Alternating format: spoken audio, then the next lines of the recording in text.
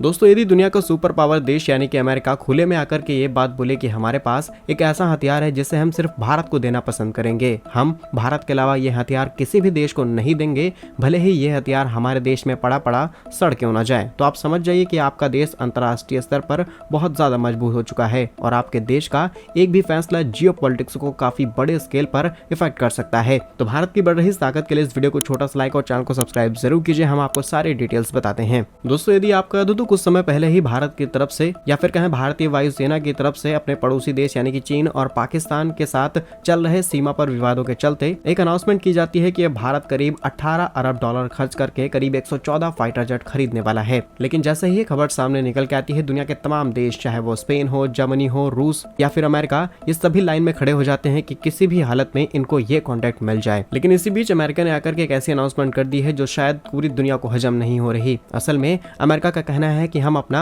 अत्याधुनिक लड़ाकू विमान जिसे F-21 के नाम से जाना जाता है, इसे बेचने की पेशकश की गई है भारत को और कहा गया है कि हम भारत का जो कॉन्ट्रैक्ट है यानी कि 114 लड़ाकू विमानों को खरीदने का, इसमें पार्टिसिपेट करना चाहते हैं और हम ये फाइटर जेट भारत को इसी डील के तहत देंगे। अदरवाइज ये फाइटर जेट हम किसी भी देश को नहीं बेचने वाले। अब अमेरिका भारत से ये कॉन्ट्रैक्ट पाने के लिए इस तरीके की अनाउंसमेंट कर रहा है या फिर इसके पीछे कोई और स्ट्रेटेजी है, लेकिन ये स्टेटमेंट अपने आप में इतनी ज्यादा एडवांस थी कि इस लिस्ट से कई देशों ने अपना नाम पीछे खींचना शुरू कर दिया है। जहां इसको बनाने वाली कंपनी लॉकहीड मार्टिन ने कई बार अनाउंसमेंट की है कि हम भारत के साथ मिलकर के इस डील को जल्द से जल्द फाइनलाइज करना चाहते हैं और जरूरत पड़ी तो हम भारत के साथ इसे भारत में तैयार करने पर भी काम करेंगे। क्योंकि 12 मार्च 2023 को खबर सामने निकल के आती है कि लॉकहीड मार्टिन ने टाटा ग्रुप के साथ में एक मल्टीनेशनल पार्टनरशिप कर रखी है और इसका नाम दिया गया है TLMAL यानी कि टाटा लॉकहीड मार्टिन एयरोस्ट्रक्चर लिमिटेड। इसके तहत हैदराबाद के अंदर कुछ नई फैसिलिटीज डेवलप की जाएंगी और इसी यूनिट से करीब 29 फाइटर विंग चिपसेट्स की डिलीवरी की जाएगी और तमाम आधुनिक हथियार भी इस नए प्रोजेक्ट के तहत तैयार किए जाएंगे। फिलहाल F-22N काफी ज्यादा आधुनिक हथियार है, इसके अंदर सेल टेक्नोलॉजी है, साथ ही साथ ये भारत के